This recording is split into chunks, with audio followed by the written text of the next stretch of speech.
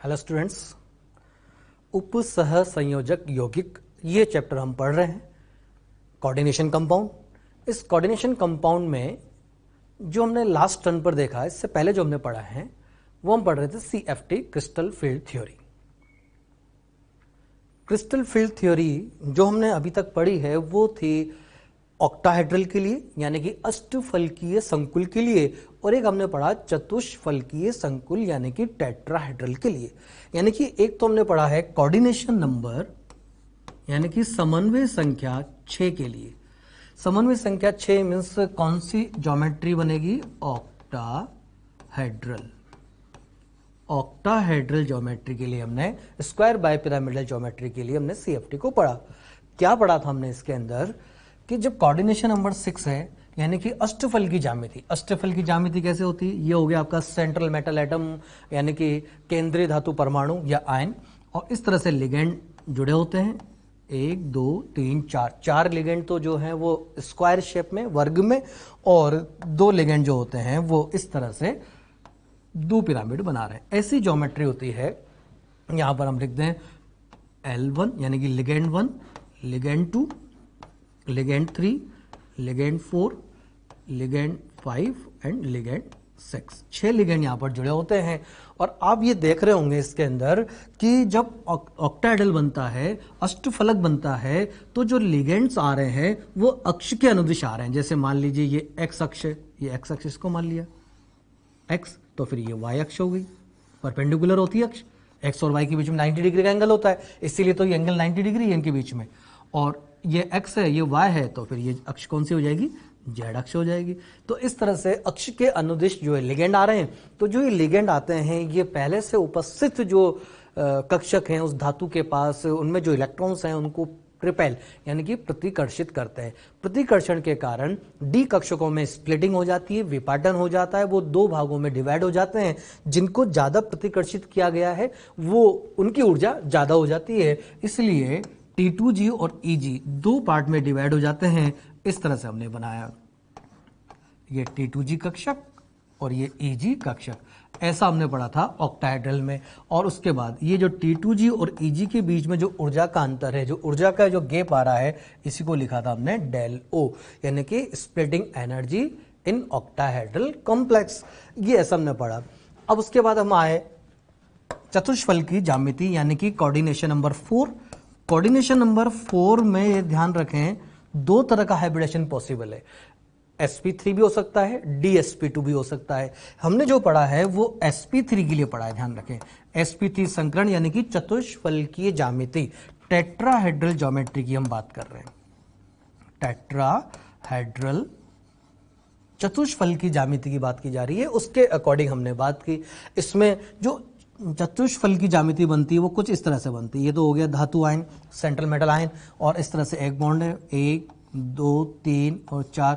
ये चतुष्फल की ज्यामिति। इस चतुष्फल की ज्यामिति में आपको पता है कि जो एंगल होता है, बंद कोण जो आता है वो होता है 109 डिग्री 28 मिनट। इसी को 109.5 डिग्री भी कहा जाता है, ये बंद कोण। और सारे बंद कोण एक जैसे होते हैं। अब जरा सोचें कि जो अक्ष होती है उनके बीच में तो 90 डिग्री का कोण होता है, और यहाँ पर तो 109 का कोण आ रहा है 2 लिगेंड्स के बीच में या 2 बंद के बीच में। इसका मतलब यहाँ पर जो लिगेंड आ रहे हैं वो अक्ष के अनुदिश नहीं आ रहे हैं, अक्ष पर नहीं आ रहे हैं, कहीं और जगह से आ रहे हैं, तो वो प्रतिकर्षित कर रहे हैं। तो वो कितना प्रतिकर्षित कर रहे हैं, वो किसको ज्यादा कर रहे हैं, किसको कम, ये हमने देखा। और हमको यहाँ मिला कि जो 3 कक्षक हैं उनकी ऊर्जा ज्यादा हो जाती है, 2 कक्षक की ऊर्जा कम हो जाती है। इनको E और इनको T2 कहा जाता है। इस तरह से हमने ये स्प्लिटिंग पढ़ी। ये जो बीच का गैप है, इस गैप को कहा जाता है डेल T, टेट्राहेड्रल में स्प्लिटिंग। इतना हमने पढ़ लिया था। एक और इंपॉर्टेंट बात ये थी कि जो अष्टफलक होता है उसमें ये जो गैप होता है डेल O यानी कि स्प्लिटिंग एनर्जी जो है वो ज्यादा होती है। किसके कंपैरिजन में? टेट्राहेड्रल के कंपैरिजन में। चतुष्फलक की तुलना में अष्टफलक में होने वाली स्प्लिटिंग या वो जो 2 कक्षकों के बीच में जो गैप आ रहा है, ऊर्जा का अंतर, वो ज्यादा होता है। अष्टफलक में ज्यादा होता है, चतुष्फलक में ये गैप कम होता है। इसका क्या कारण है कि टेट्राहेड्रल में स्प्लिटिंग कम हुई, और हमने इसमें एक रिलेशन भी देखा था। क्या रिलेशन था वो? डेल टी और डेल ओ में वो रिलेशन था del T equal to 4/9 del O. ऐसा क्यों हो रहा है कि टेट्राहेड्रल में स्प्लिटिंग कम होती है? उसका कारण यह है कि अष्टफलक बनते समय 6 लिगेंड आते हैं जो प्रतिकर्षित कर रहे हैं, चतुष्फलकी में 4 लिगेंड आते हैं। अष्टफलक में जो लिगेंड आ रहे हैं वो अक्ष के अनुदिश आ रहे हैं, यानी कि वहां पर अक्ष पर जो अक्षीय कक्षक हैं वो 0 डिग्री पर मिल रहे हैं। कितने डिग्री पर? 0, बिल्कुल सामने से टकरा रहे हैं, इसलिए वहां स्प्लिटिंग भी ज्यादा होती है। यहां पर अक्ष के अनुदिश कोई नहीं आ रहा है, इसलिए यहां पर स्प्लिटिंग, यहां पर प्रतिकर्षण कम है, इसलिए ये वैल्यू कम आती है डेल टी। इतना हमने देख लिया था। अब जरा देखें, नेक्स्ट हम बात कर रहे हैं समन्वय संख्या 4 के लिए, लेकिन स्क्वायर प्लेनर कॉम्प्लेक्स यानी कि वर्गाकार समतलीय में। यानी कि मैं बोल दूं कि ये जो हम यहां पर पढ़ने जा रहे हैं इसमें संकरण फिक्स है। कौन से संकरण की बात कर रहे हैं हम? DSP2 संकरण की बात कर रहे हैं। ऐसे जहां DSP2 संकरण है उसमें स्प्लिटिंग, स्क्वायर प्लेनर में स्प्लिटिंग। और हमने एक रिलेशन लिखा था कल, मैंने आपको याद करने के लिए बताया था आपको, स्पॉट से आप याद कर सकते हैं। क्या था वो स्पॉट? देखो जरा, SPOT एक ट्रिक है जिससे आप याद कर सकते हैं। ये है डेल SP जो कि मैक्सिमम, फिर है डेल O, ये O से डेल O, और फिर है डेल T। ये स्प्लिटिंग का एक जो अंतर है, ऊर्जा का अंतर, उसका क्रम है। स्क्वायर प्लेनर में मैक्सिमम जो है स्प्लिटिंग होती है, कक्षकों के बीच का जो ऊर्जाओं का अंतर है वो बहुत ज्यादा है। ऐसा क्यों है ये अभी समझ में आएगा आपको। अब इसको हम यहां पर पढ़ते हैं। देखो जरा, हम वापस बात करें, हम बात कर रहे हैं वर्गाकार समतलीय संकुल, यानी कि संकरण फिक्स है DSP2। जब DSP2 संकरण होता है तो इसमें जो कक्षक भाग लेते हैं वो कक्षक होते हैं dx² y² S कक्षक, px and py। ये कक्षक जो है संकरण में भाग ले रहे हैं। DSP2 में कौन सी ज्यामिति बनती है? वर्गाकार समतलीय ज्यामिति। ये ले लिया आपने धातु आयन, सेंट्रल मेटल एटम, और ये वर्गाकार समतलीय, इस तरह से वर्गाकार समतलीय बनता है। अब वर्गाकार समतलीय बनाया आपने तो कोण कितने डिग्री का बन रहा है? 90 डिग्री का कोण बन रहा है। 90, और जो अक्ष होती है उनके बीच में भी 90 डिग्री का कोण होता है। इसका मतलब हम ऐसा बोल सकते हैं कि ये x अक्ष है ये वाली, तो इसको हमने मान लिया कि y अक्ष है, यानी कि ये XY प्लेन में। और आप जैसा देख रहे हैं PX PY ले रहे हैं, यानी कि जो ज्योमेट्री बन रही है, जो ज्यामिति बन रही है वो कौन से तल में है? XY तल में, XY प्लेन में ये ज्योमेट्री बन रही है। अब यहां देखने जरा, जैसे अब लिगेंड आएगा, लिगेंड जो आएगा वो इसी अक्ष के अनुदिश आएगा, क्योंकि वर्गाकार समतलीय ज्यामिति बनानी है। वर्गाकार समतलीय ज्यामिति तो तभी बनेगी ना जब लिगेंड कहां पर आ रहा हो? 90 डिग्री पर। एक लिगेंड यहां से, दूसरा लिगेंड यहां से, इस तरह से ये L1, ligand 1, ligand 2, ligand 3, ligand 4, 4 ligand आ रहे हैं अक्ष के अनुदिश। इसका मतलब यह हुआ कि यहां पर भी जो अक्षीय कक्षक हैं उनको ज्यादा प्रतिकर्षित किया जाएगा, और ज्यादा प्रतिकर्षित किया जाएगा तो उनकी ऊर्जा ज्यादा बढ़ेगी। अब एक बात देखना जरा, हम बात करें ऑक्टाहेड्रल की, जरा ऑक्टाहेड्रल से इसको कंपेयर करना। ऑक्टाहेड्रल कैसे बनता है? ये बनाया आपने M, केंद्रीय धातु परमाणु 1 2 3 4 5 और 6, ये होता है। इस ऑक्टाहेड्रल और चतुष्फलक में देखो, सिर्फ ये जो पिरामिड बनाते हैं आप, ये पिरामिड नहीं है, यानी कि वो जो दो पिरामिड, वर्गाकार द्विपिरामिडी नाम है इसका, और ये पिरामिड इसमें नहीं है। चलिए हम स्प्लिटिंग की बात करें तो हमने बनाए D के 5 कक्षक, जैसे हम बनाते हैं D के 5 कक्षक, 1 2 3 4 5, ये बना दिया आपने 3D। स्प्लिटिंग समझना जरा कैसे हो रही है। अब यहां पर क्या हुआ कि लिगेंड आने लगे तो प्रतिकर्षण होने लगा। तो इसको ऐसे समझे जरा, प्रतिकर्षण जब होने लगा तो जो अक्षीय कक्षक होते हैं उनकी ऊर्जा ज्यादा हो गई, और जो निरक्षीय कक्षक है उनकी ऊर्जा कम हो गई। और निरक्षीय कक्षक कौन से होते हैं? DXY, DYZ, DXZ। ये कक्षक तो कौन से हैं? निरक्षीय कक्षक, जिनकी लोब अक्ष के बीच में होती है, और 2 कक्षक होते हैं आपके ये वाले। और ये कौन से कक्षक हैं बता सकते हो? ये कौन से हैं? EG कक्षक जिनको बोला था आपने, कौन कौन से होते हैं इसमें? DX² Y², और एक होता है DZ²। वापस समझना, स्क्वायर प्लेनर कॉम्प्लेक्स बनाना है। स्क्वायर प्लेनर कॉम्प्लेक्स बनाना है तो जो ये देखो जरा, ये कक्षक मैंने बनाया है एक्स वाई पर उपस्थित D x square Y square हो गया।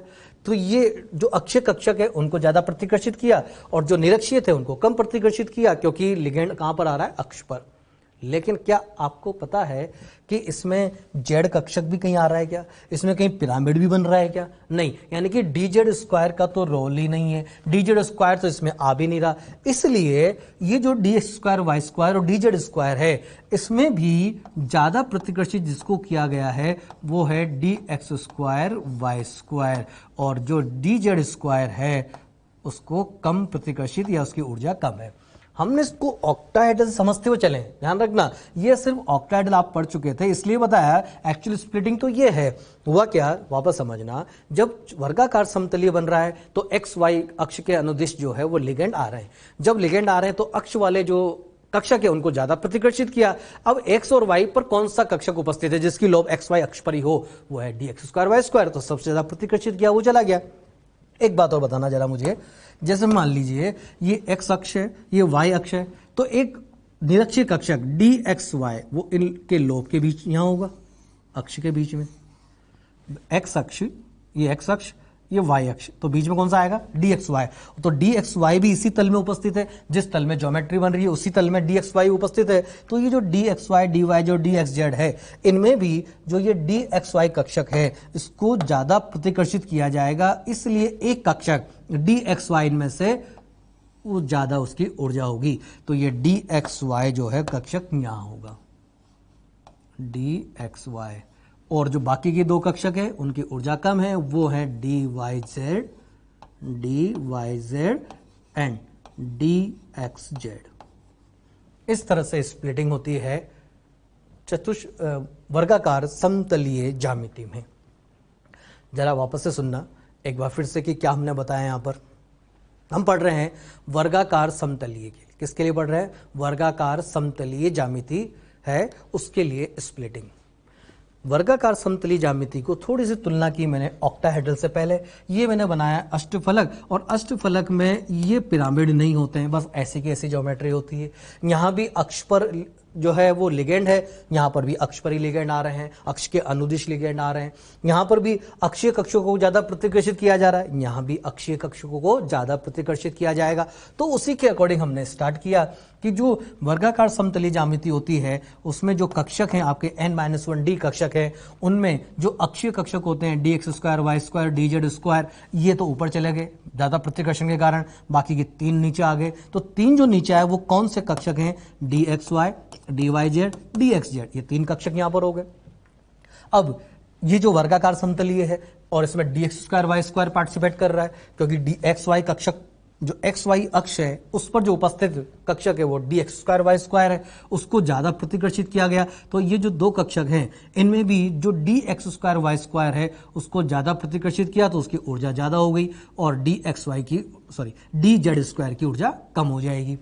उसके बाद ये जो तीन कक्षक आपने यहां पर बनाए हैं D x Y D Y Z D x z, इनमें से जो डी एक्स वाई है इसकी लोब अक्ष के बीच में उपस्थित है और उसी अक्ष के अनुदिश वो लिगेंड आ रहे हैं, तो इसको भी प्रतिकर्षित कर रहे हैं, इन दो के कंपैरिजन में ज्यादा प्रतिकर्षित कर रहे हैं, तो इसकी ऊर्जा ज्यादा हो जाती है। तो डी एक्स वाई यहां पर है और ये जो दो थे d Y Z D x z यहां पर आ जाते हैं। इस तरह की स्प्लिटिंग हो जाती है। अब आप देखो जरा d x square Y square से लेकर के लास्ट तक का, ये है splitting energy in square planar complex, और इसी को हम लिखते हैं डेल एस पी।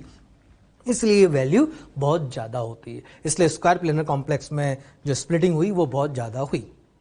अब हम सिलेबस के या एनसीईआरटी के अकॉर्डिंग बात करें तो ये स्क्वायर प्लेनर कॉम्प्लेक्स इतना इंपॉर्टेंट नहीं है जो हमने यहाँ पर पढ़ा। सबसे ज्यादा इंपॉर्टेंट जो पार्ट है वो पार्ट है आपका ऑक्टाहेड्रल वाला। अगर सीएफटी की बात करें तो अष्टफलक में सबसे इंपॉर्टेंट जो है आपको पढ़ना है, और चतुष्फलक में भी पढ़ना है, और इसकी कोई जरूरत नहीं है। इसमें आप स्प्लिटिंग होने के बाद जो ऊर्जा का क्रम बना है कक्षकों में, जरा उस क्रम को याद रखें। मैं यहां पर लिखता हूं, देखो जरा पहले तो इसको हम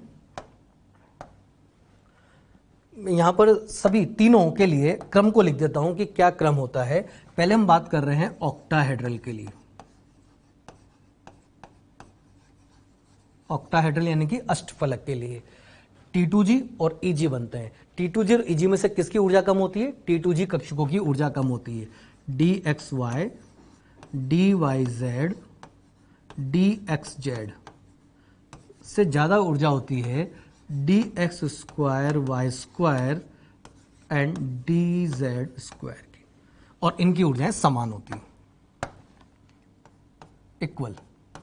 और जिन कक्षकों की ऊर्जा इक्वल होती है उनको डीजनरेट ऑर्बिटल समभ्रंश कक्षक कहा जाता है। ये बात की हमने ऑक्टाहेड्रल में।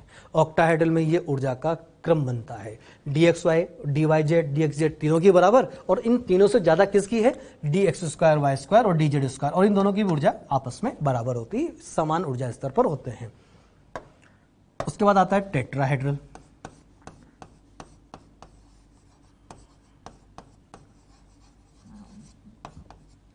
टेट्राहेड्रल में ऊर्जा का जो क्रम होता है, ऊर्जा का क्रम यह है D x square Y square equal to d Z square, यानी कि d square Y square D Z square की सेम होती है ऊर्जा, और इससे ज़्यादा होती है इन तीनों की डी एक्स वाई बराबर डी वाई जेड बराबर डी एक्स जेड।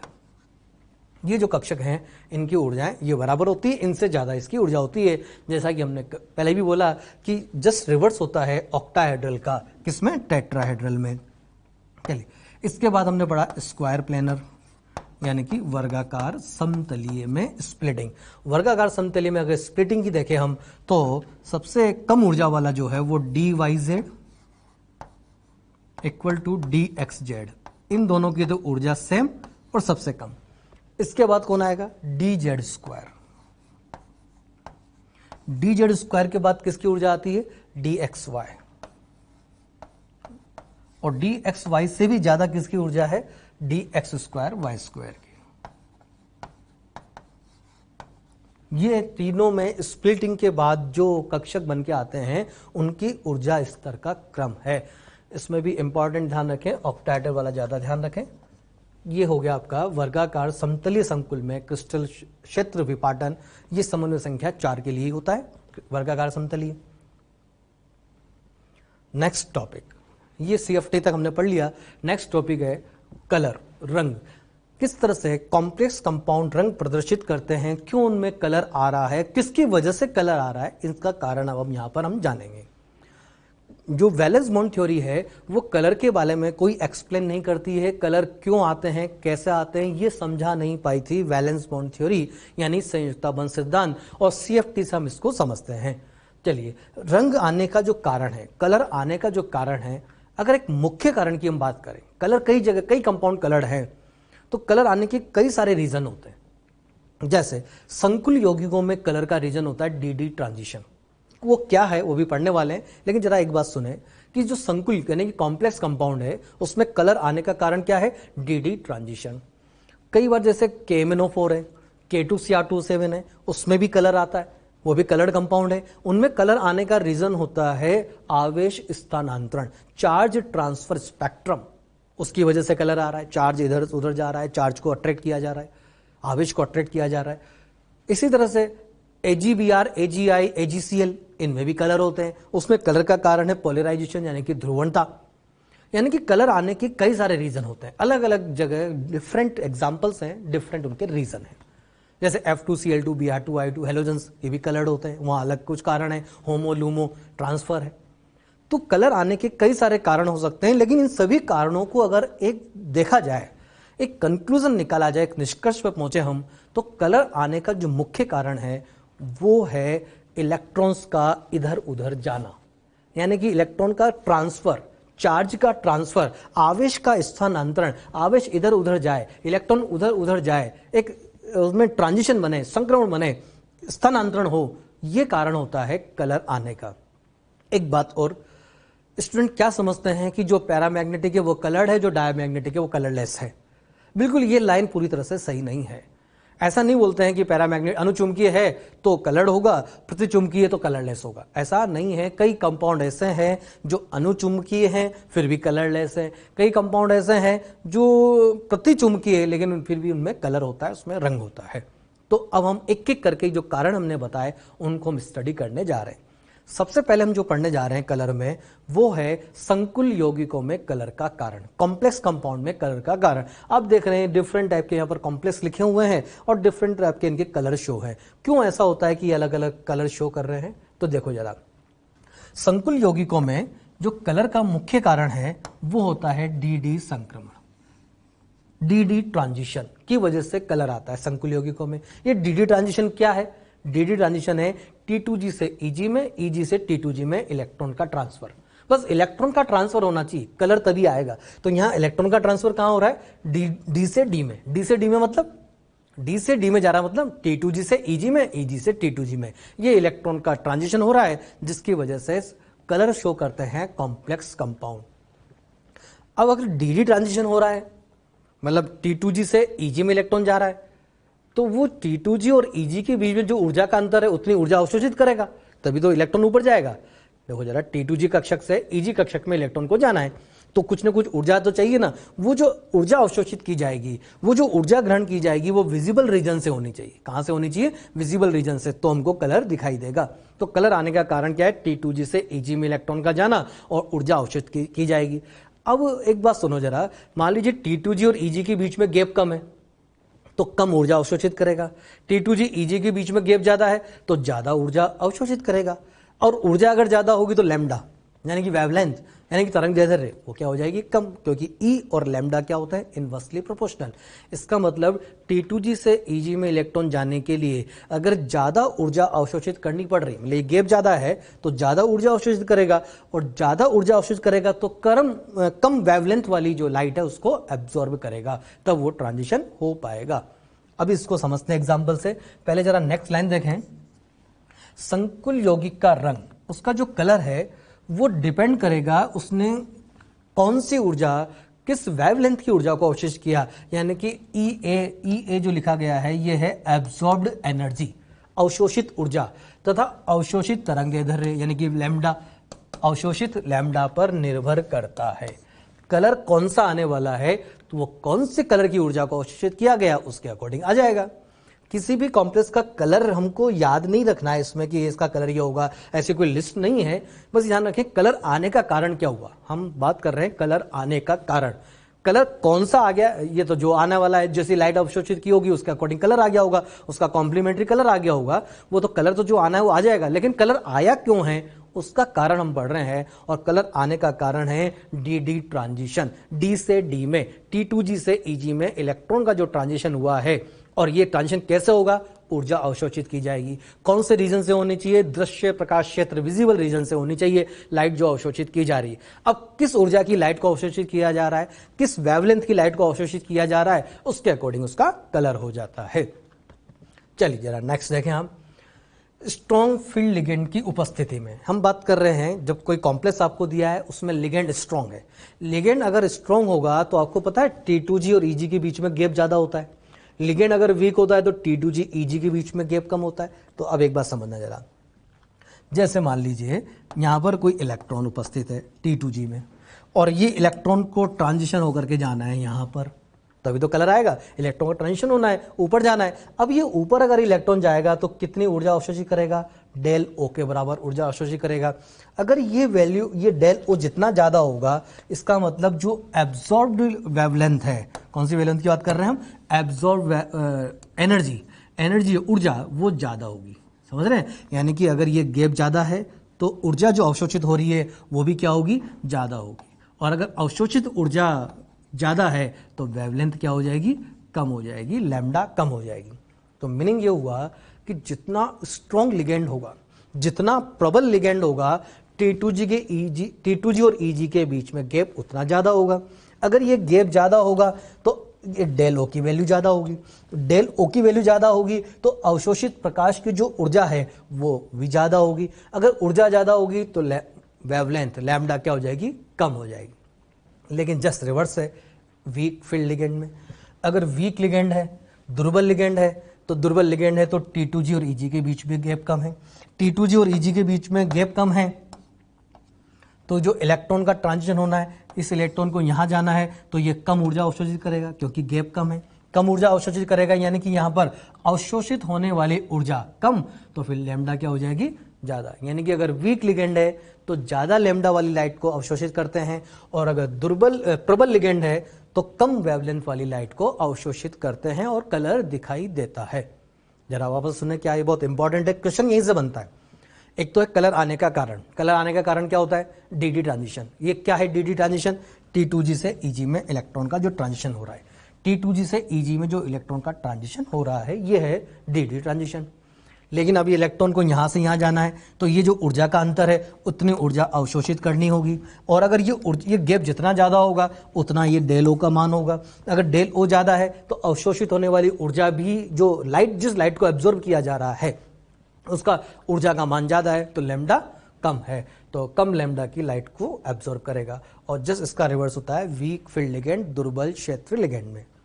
एक इंपॉर्टेंट बात यह है कि जो D0 वाला केस है, यानी कि D0 का मतलब क्या हुआ? डी में इलेक्ट्रॉन ही नहीं है। आप सोचो जब डी में इलेक्ट्रॉन ही नहीं है तो भी जाएगा कैसे? कोई इलेक्ट्रॉन तो होना चाहिए ना। तो एक तो D0 के केस में और एक D10, जब सारे ऑर्बिटल भरे हुए हों, सारे कक्षक भरे हुए हों, तो एक तो D0 और D10, दो केस में DD ट्रांजिशन पॉसिबल नहीं है। DD ट्रांजिशन नहीं होता है, कब नहीं होता है? जब D0 हो या फिर D10 हो, इसका ध्यान रखें। चलिए दूसरा कलर में ही हम बात कर रहे हैं कि DD ट्रांजिशन के लिए लाइट को एब्जॉर्ब किया जा रहा है, प्रकाश को अवशोषित किया जा रहा है, दृश्य प्रकाश क्षेत्र से लाइट एब्जॉर्ब कर रहे हैं हम वहां से, और अब जिस लाइट को एब्जॉर्ब कर रहे हैं उसका पूरक रंग हमको दिखाई देता है। जैसे मान लीजिए कोई कंपाउंड है ब्लू कलर का आपको नजर आ रहा है। किस कलर का दिख रहा है? दो तरह के कलर होते हैं, एक तो दिखने वाला और एक अवशोषित होने वाला। एक तो होता है जो आपको दिख रहा है, जैसा वो कंपाउंड है, जैसा आपसे कहा जाए एक नीले रंग का कंपाउंड है, ये ब्लू कलर का कंपाउंड है। एक्चुअली वो ब्लू इसलिए है क्योंकि उसने ऑरेंज कलर की लाइट को एब्जॉर्ब किया है। कौन से कलर की लाइट? ऑरेंज कलर की लाइट को एब्जॉर्ब किया है। तो एब्जॉर्ब होने वाला कलर कुछ अलग होता है और दिखने वाला कलर अलग होता है। ध्यान रखें, ये एक पूरक रंग चक्र, कॉम्प्लीमेंट्री कलर सर्किल यहां पर बना हुआ है, जिससे अगर आपको कोई एक कलर दे दिया जाए, जैसे आपसे कहा जाए कि एक कंपाउंड है जो येलो कलर को अवशोषित कर रहा है, पीले रंग की लाइट को अवशोषित कर रहा है, तो वो कैसा दिखेगा? अगर उसने येलो कलर की लाइट को अवशोषित किया है तो इसके सामने जो कलर है इंडिगो, ये नजर आएगा। ये विबग्योरियम ने यहां पर लिखा हुआ है। दूसरी एक और बात, वॉयलेट से रेड की तरफ जब जा रहे हैं आप, ये सर्कल कहां से? वॉयलेट से रेड की तरफ जा रहे हैं, तो लैम्डा का मान जो है वो बढ़ रहा है, तरंग धीरे धीरे बढ़ रही है। ध्यान रखें, वॉयलेट से जानते हैं आप, वॉयलेट से रेड की तरफ क्या होता है? लैम्डा इंक्रीज, और अगर लैम्डा इंक्रीज हुई है तो एनर्जी क्या हो रही है? डिक्रीज हो रही है। तो ये इस तरह से कॉम्प्लीमेंट्री कलर सर्किल से आप अवशोषित रंग दे रखा है, तो कौन सा वो नजर आ रहा होगा, कौन सा कलर का दिख रहा होगा, ये बता सकते हैं। और आपको दिखने वाला कलर दिया गया है तो कौन सा कलर उसने अवशोषित किया होगा, ये आप यहां से बता सकते हैं। जब भी बोला जाता है कि ब्लू विट्रियोल जैसे कोई कंपाउंड है, जब भी ऐसा बोला जाए कि ये कंपाउंड एक्स इस कलर का है, इसका मतलब वो दिखने वाला कलर हमको बताया जाता है। उसके अकॉर्डिंग हम यहां से देख सकते हैं। चलिए एक क्वेश्चन देखें जरा, निम्न में से कौन सा यौगिक न्यूनतम तरंग दैर्ध्य है, यानी कि मिनिमम लैम्डा? क्वेश्चन क्या दे दिया है? मिनिमम लैम्डा के प्रकाश को अवशोषित करेगा। यानी कि इनमें से आपको बताना है कि कौन सबसे कम लैम्डा वाली लाइट को अवशोषित कर रहा है। सबसे कम लैम्डा मतलब एनर्जी मैक्सिमम, एनर्जी क्या होनी चाहिए? मैक्सिमम, सबसे ज्यादा। तो सबसे ज्यादा ऊर्जा या सबसे कम वेवलेंथ, बात एक ही है। दोनों तरीके से क्वेश्चन पूछा जा सकता है। यानी कि आपको देखना है कि कहां पर डीडी ट्रांजिशन होने के लिए सबसे ज्यादा ऊर्जा वाली लाइट को अवशोषित किया जा रहा है। सबसे ज्यादा ऊर्जा वाली लाइट का मतलब हुआ कि डेल ओ का मान ज्यादा होना चाहिए। डेल ओ मतलब T2G और EG के बीच का जो गैप है ये ज्यादा होना चाहिए। T2G और EG के बीच का गैप ज्यादा तब होगा जब लिगेंड क्या हो? स्ट्रांग हो, प्रबल क्षेत्र लिगेंड हो। तो जरा ये जो कॉम्प्लेक्स आपको दिए हैं, इन कॉम्प्लेक्स में जरा आप देखना कि कोबाल्ट जो है वो +3 स्टेट में गिवन है। ठीक है, कोबाल्ट +3 हो गया। इसके बाद आपको लेना है कि कहां पर प्रबल क्षेत्र लिगेंड है। तो सबसे पहले वाले कॉम्प्लेक्स में आपको दे रखा है Cl। सबसे पहले कॉम्प्लेक्स में लिगेंड कौन सा है? Cl। दूसरे कॉम्प्लेक्स में जो लिगेंड है वो H2O है, तीसरे लिगेंड में अमोनिया है NH3, और फोर्थ जो कॉम्प्लेक्स है उसमें NO2-1। ये लिगेंड आपको Cl-1, ये लिगेंड आपको यहाँ पर गिवन है। आप इन लिगेंड को पहले इनके सामर्थ्य के अनुसार अरेंज करें। लिगेंड की सामर्थ्य कहाँ से पता चलेगी? स्पेक्ट्रोकेमिकल सीरीज से। और अगर उस सीरीज के अकॉर्डिंग हम लिगेंड की सामर्थ्य, ये क्या बनाया हमने? लिगेंड सामर्थ्य।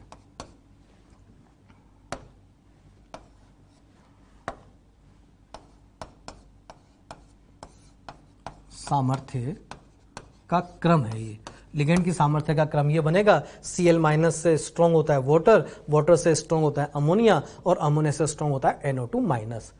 अब अगर ये लिगेंड की सामर्थ्य बढ़ती जा रही है तो डेल O का मान भी बढ़ता जा रहा है। यानी कि अगर Cl यहां से बात कर रहे हैं, कंपाउंड एक फर्स्ट ऑप्शन से चौथे ऑप्शन तक जाएं तो लिगेंड की सामर्थ्य बढ़ती जा रही है तो डेल O का मान बढ़ता जा रहा है, स्प्लिटिंग बढ़ती जा रही है तो जो अवशोषित होने वाली ऊर्जा है, वो ऊर्जा का जो प्रकाश अवशोषित किया जा रहा है उसकी ऊर्जा भी बढ़ती जा रही है, तो वेवलेंथ क्या होती जाएगी? कम। तो आप बता सकते हैं आंसर क्या होगा इसमें? कौन सा कॉम्प्लेक्स ऐसा है इनमें से जिसने मिनिमम वेवलेंथ यानी कि लैम्डा मिनिमम जो अवशोषित किया हो, या फिर इनमें से यूँ बोल दें कि कहाँ पर डेल O का मान सबसे ज़्यादा है, या फिर यूँ बोल दें कि इनमें से कहाँ पर T2G और EG के बीच में गैप ज़्यादा है। तो आंसर आपके पास हो जाएगा फोर्थ, क्योंकि फोर्थ ऑप्शन NO2-। सबसे स्ट्रॉन्ग लिगेंड है तो सबसे ज़्यादा स्प्लिटिंग कराएगा, सबसे ज़्यादा स्प्लिटिंग होगी तो T2G EG के बीच में गैप बढ़ेगा, तो जो अवशोषित होने वाली प्रकाश है उसकी ऊर्जा ज़्यादा होगी तो वेवलेंथ कम हो जाएगी। तो आंसर क्या हो जाएगा इसका? फोर्थ हो जाएगा। ये इसका सॉल्यूशन है जो मैंने यहाँ पर बोला। लिगेंड का सामर्थ्य बढ़ता जा रहा है तो विपाटन ऊर्जा यानी कि डेल O का मान बढ़ता जाएगा, और अगर डेल O का मान बढ़ गया तो अवशोषित होने वाली जो प्रकाश की ऊर्जा है वो बढ़ेगी तो वेवलेंथ क्या हो जाएगी? कम हो जाएगी। इस प्रकार से हम इस क्वेश्चन को, इस तरह के क्वेश्चंस बनते हैं जिनको हम यहाँ से कर सकते हैं। दूसरा जरा देखना, हम बात कर रहे हैं कॉम्प्लेक्स में कलर की। कॉम्प्लेक्स में कलर आने का रीजन क्या है? DD transition. अब DD ट्रांजिशन का मतलब क्या है? T2G से EG में इलेक्ट्रॉन का जाना, T2G से EG में इलेक्ट्रॉन का जाना। अब T2G से EG में इलेक्ट्रॉन तो तब जाएगा ना जब T2G और EG बनेंगे। DD ट्रांजिशन कब होगा? जब स्प्लिटिंग होगी। अब स्प्लिटिंग कब होगी? T2G EG कब बनेंगे? जब लिगेंड आएंगे।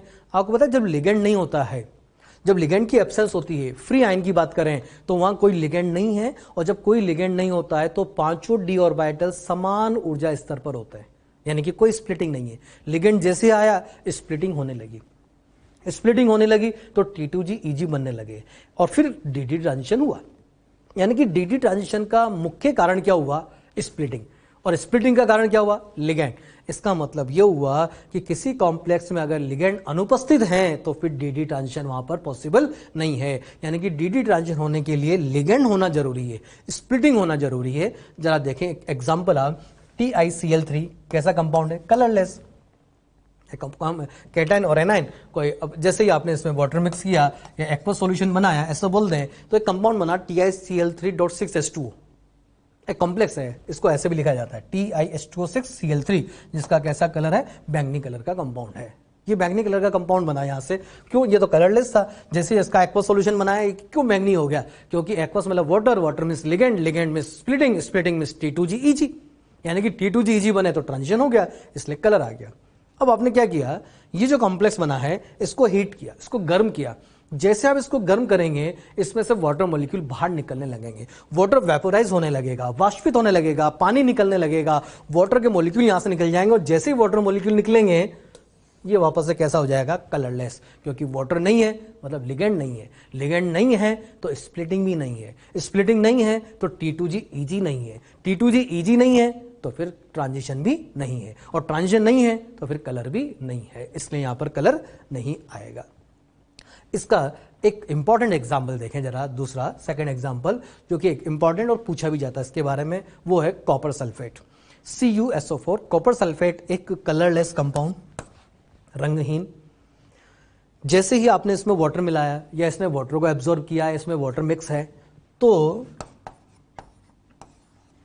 ये बना CuSO4.5H2O, और इसी कॉम्प्लेक्स को ऐसे भी लिखा जाता है, और ये एक इंपॉर्टेंट कॉम्प्लेक्स है पहले तो कॉम्प्लेक्स को देखो, CuH2O4SO4.H2O, ये कॉम्प्लेक्स बनता है।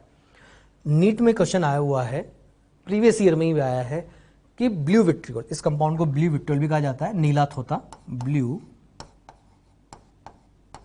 विट्रियोल, नीला थोथा भी कहा जाता है इसको।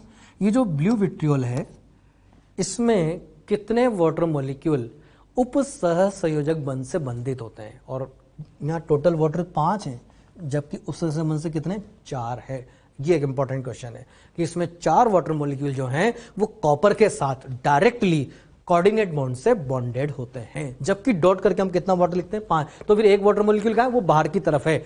ऐसा आपने केमिकल बॉन्डिंग में, हीटिंग इफेक्ट में इसकी स्ट्रक्चर भी बनाई होगी, जिसमें वो बाहर वाला वाटर मॉलिक्यूल इस सल्फेट के साथ हाइड्रोजन बॉन्डिंग से बॉन्डेड होता है और इस वाटर के साथ, यानी कि एक वाटर हाइड्रोजन बॉन्डिंग से बॉन्डेड है, 4 वाटर मॉलिक्यूल डायरेक्टली कॉपर के साथ कोऑर्डिनेट बॉन्ड उप संयोजक बंध से बंधित होते हैं। चलिए वापस हम यहाँ पर आते हैं। ये कॉपर सल्फेट है, रंगहीन, जैसे वाटर मिक्स किया ये क्या हुआ, हल्का नीला रंग का, जिसका लाइट ब्लू कलर होता है। इस कॉम्प्लेक्स का ब्लू कलर भी बोल सकते हैं, लाइट ब्लू भी आप बोल सकते हैं। CuSO4.5H2 भी लिखा जा सकता है। कॉम्प्लेक्स की फॉर्म में लिखना हो तो CuH2O4SO4.H2 लिखा जाएगा। ये कॉम्प्लेक्स है।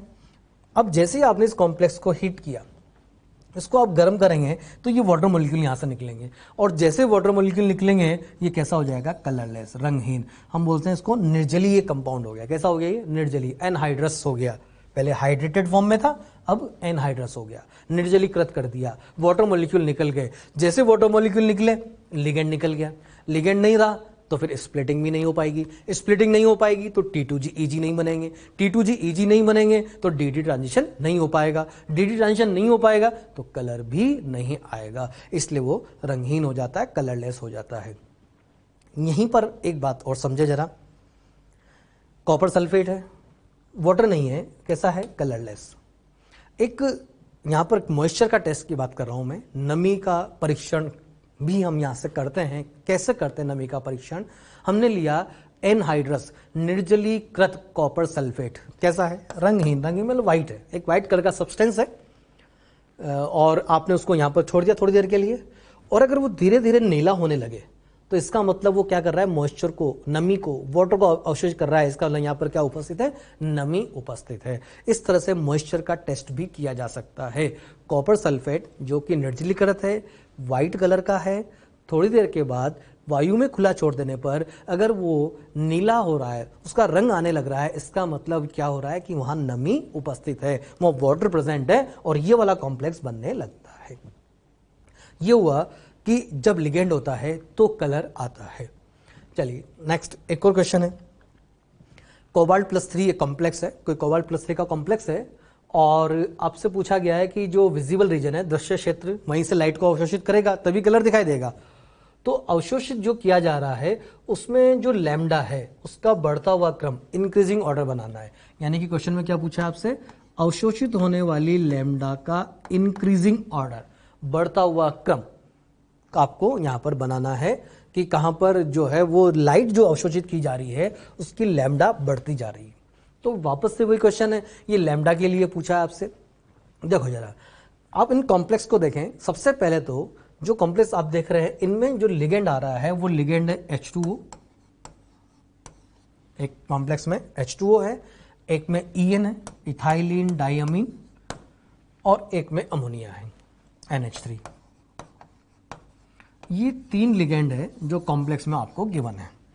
अब सबसे पहले क्या करें, ये जो कॉम्प्लेक्स गिवन है, जो लिगेंड यहाँ पर गिवन है, इनको इनके सामर्थ्य के क्रम में व्यवस्थित करें। सामर्थ्य का क्रम यानी कि आप इनमें सबसे ज़्यादा जो प्रबल लिगेंड है वो EN है, इथाइलिन डाइअमीन, उसके बाद होता है अमोनिया, और अमोनिया से वीक होता है H2O। अगर लिगेंड सामर्थ्य की हम बात कर रहे हैं तो सामर्थ्य का क्रम ये बनता है EN सबसे प्रबल लिगेंड, उसके बाद आता है अमोनिया, थोड़ा उससे दुर्बल है, और उससे भी दुर्बल होता है H2O। ध्यान रखिए EN भी एक प्रबल लिगेंड है, अमोनिया भी एक प्रबल है। एक कंफ्यूजन यहां पर रहता है कि सर EN को तो आप स्ट्रॉन्ग लिगेंड मानते हो और अमोनिया भी स्ट्रॉन्ग है, और H2O कोबाल्ट+3 के साथ है तो वो तो स्ट्रॉन्ग हो ही जाता है, जैसा हमने पढ़ा। हाँ बिल्कुल सही बात है। यहाँ पर ये तीनों ही स्ट्रॉन्ग है, लेकिन तीनों में तुलना तो कर सकते हैं ना कि तुलनात्मक रूप से कौन ज्यादा स्ट्रॉन्ग है, वो बात कर रहे हैं यहाँ पर। तो तुलनात्मक रूप से EN ज्यादा स्ट्रॉन्ग है, उससे थोड़ा वीक होता है अमोनिया और उससे थोड़ा वीक होता है H2O। यानी कि ये सबसे ज्यादा स्प्लिटिंग कराएगा। यानी कि जो EN वाला कॉम्प्लेक्स है उसमें स्प्लिटिंग बहुत ज़्यादा हो रही होगी, उसमें विपाटन बहुत ज़्यादा हो रहा होगा, उसमें डेल ओ का मान बहुत ज़्यादा होगा। और डेल ओ का मान अगर बहुत ज़्यादा है तो बहुत ज़्यादा एनर्जी वाली लाइट को वो अवशोषित कर रहा होगा। तो अगर मैं एनर्जी का क्रम बनाऊं ई का क्रम, तो ये बनेगा एब्जॉर्ब एनर्जी का क्रम, कि ये जो है एब्जॉर्ब एनर्जी, जो सबसे ज़्यादा एनर्जी ये एब्जॉर्ब करेगा, और सॉरी सबसे ज़्यादा एनर्जी एब्जॉर्ब करेगा और ये उससे कम करेगा। देखो एनर्जी का क्रम देखना जरा, ये जो EN है ये सबसे ज़्यादा एनर्जी एब्जॉर्ब करेगा, उससे कम अमोनिया, उससे कम वाटर। इस तरह से ये एनर्जी का क्रम बना। लेकिन आपसे एनर्जी का नहीं पूछा, किसका पूछा गया आपसे? वेवलेंथ का पूछा गया है, लैम्डा। जो लैम्डा अवशोषित की जा रही है उसका क्रम तो ये बनेगा इससे रिवर्स। यानी कि सबसे ज़्यादा एनर्जी वाली लाइट को ये एब्जॉर्ब करेगा तो सबसे कम वेवलेंथ वाली लाइट को एब्जॉर्ब करेगा। तो जरा इस क्रम में आंसर देखें आप कि EN से ज़्यादा अमोनिया, अमोनिया से ज़्यादा वाटर। और इस ऑप्शन को आप यहाँ पर देखें तो कौन सा आंसर हो जाएगा आपका? फोर्थ आंसर हो जाएगा। तो इस क्वेश्चन का आंसर है फोर्थ। इस तरह से आप जो है वो क्वेश्चन को करेंगे। यानी कि अभी तक हमने पढ़ा जो कलर के अंदर कॉम्प्लेक्स में कलर का रीजन पढ़ा है। किसमें कलर का रीजन? कॉम्प्लेक्स कंपाउंड में। क्या रीजन है? DD transition. DD ट्रांजिशन कैसे होता है?